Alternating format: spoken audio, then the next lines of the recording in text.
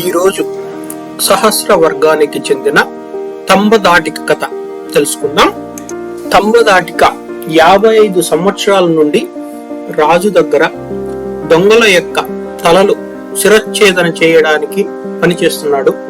అయితే అతని వయసు పైబడడం వలన అతను తలని ఒక్క వేటితో నరకలేకపోతున్నాడు.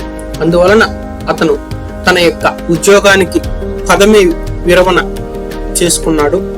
ఆ ఉద్యోగం నుండి పదవి విరమణ చేసినటువంటి ఆ రోజున అతను తన ఇంటికి వచ్చి తీపి అన్నం వండమని చెప్పి దుస్తులు, పూలు అలాంటివి తీసుకుని దగ్గరలో ఉన్నటువంటి ఒక చెరువు దగ్గరికి వెళ్లి స్నానం చేసి బట్టలు ధరించి పూలమాలలు వేసుకుని తన యొక్క శరీరానికి నూనె రాసుకున్నాడు. ఆ తర్వాత తన ఇంటి దగ్గరికి వచ్చినప్పుడు తనకు తీపి పాయసం, తర్వాత కాళ్ళు కడుక్కోవడానికి, చేతులు కడుక్కోవడానికి నీరు పెట్టారు. తను తినడానికి ఆ తీపి పాయసాన్ని పెట్టుకుని ఇంట్లో కూర్చుని తను ఇంకా పాయసం తిందాం అనుకుంటుండగా తన ఇంటి ముందర బౌద్ధ బిక్షువు అయినటువంటి సారిపుత్రుడు నిల్చుని ఉన్నాడు. అది గమనించినటువంటి తంబదాటిక భిక్షువును గౌరవంగా ఆహ్వానించి ఇంట్లో కూర్చోబెట్టి పాయసాన్ని తనకు తినడానికి ఇచ్చి విష్ణకర్రతో విసరడం ప్రారంభించాడు. భోజనం తర్వాత భిక్షువు అతనికి ధర్మాన్ని బోధించాడు. కానీ తంబదాటిక తన గత జీవితంలో ఎంతో మంది తలలు నరకడం వలన అది గుర్తుకు తెచ్చుకొని తన మనస్సు చాలా బాధపడింది. దాని వలన ఈ ధర్మాన్ని అతను సరిగ్గా వినలేకపోయాడు. అది గమనించేటువంటి సారిపుత్రుడు ఇతనికి తెలివిగా ఇతన్ని ప్రశ్నించాలని ఉద్దేశంతో అతన్ని సున్నితంగా ఈ విధంగా అడిగాడు. దొంగలను నీవే స్వయంగా చంపావా లేదా రాజు ఆజ్ఞ పాటించడానికి చంపావా అని అడిగాడు. అప్పుడు తంబదాటిక ఈ విధంగా సమాధానం చెప్పాడు. నేను రాజు యొక్క ఆజ్ఞను పాటించడం కోసమే దొంగలను చంపాను అని చెప్తాడు.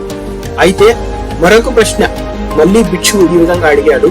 అలా అయితే నువ్వు దోషివి అవునా కాదా అన్నాడు. తంబదాటిక ఈ విషయాన్ని అర్థం చేసుకున్నాడు. స్వయంగా నేను ఏ పాపం చెయ్యలేదు, కేవలం రాజు ఆదేశానుసారమే నేను దొంగలను చంపాను కాబట్టి నేను దోషిని కాదు అని తన మనసులో ఆలోచించి తన యొక్క మనసు ఎంతో ప్రశాంతత పొందింది. అప్పుడు అతను భిక్షువును ధమ్మాన్ని ఉపదేశించవలసిందిగా ప్రార్థిస్తాడు. తంబదాటిక సరైన శ్రద్ధతో ధర్మాన్ని వింటున్నప్పుడు అతను సోతాపత్తి మార్గ ఫలానికి చాలా దగ్గరగా వెళ్ళాడు.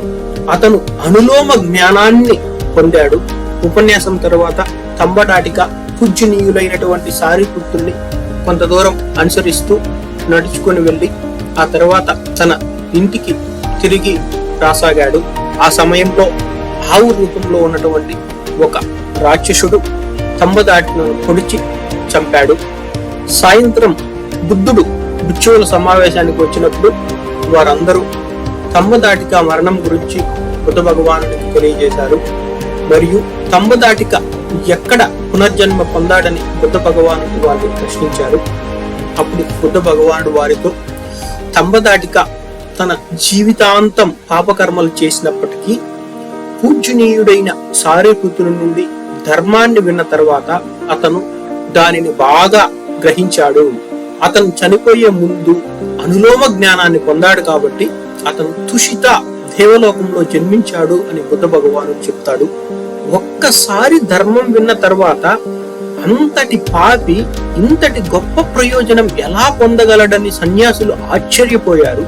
వారితో బుద్ధ భగవానుడు ధర్మోపదేశం ఎంతకాలం కొనసాగిందో అనేది ముఖ్యం కాదు, ఒక్క అర్థమైన పదం కూడా అపారమైన లాభాన్ని కలిగించగలదు అని చెప్తూ ఈ శ్లోకాన్ని పఠించాడు. సహస్సంపి చేవాచ అనత్తపద సంహిత ఏకం అత్తపదం శయ్యో యం శుత్వా ఉపసమ్మతి. ఇప్పుడు శ్లోకం యొక్క అర్థాన్ని తెలుసుకుందాం. అర్థం లేని పదాలతో కూడిన 1000 మాటల కంటే ఏదైనా విన్నప్పుడు ప్రశాంతత కలిగిస్తుందో ఆ ఒక్క అర్థ అర్థవంతమైన పదమే ఉత్తమమైనది. ఇక్కడ మనం గమనించవలసిన విషయం ఏమంటే, ఒక్క అద్భుతమైనటువంటి పదంతోనే ఎంతో మార్పు వస్తుంది అనే విషయాన్ని మనం గమనించాలి. ఏదైనా విషయం మనకి హత్తుకుంటే తప్పకుండా అది మన లోపల ఎంతో మార్పు కలుగుతుంది అని బుద్ధ భగవానుడు మరీ చెప్తున్నాడు. ఇది ఇవాళ స్టోరీ. మీ సమయం కేటాయించినందుకు ధన్యవాదాలు. Thank you.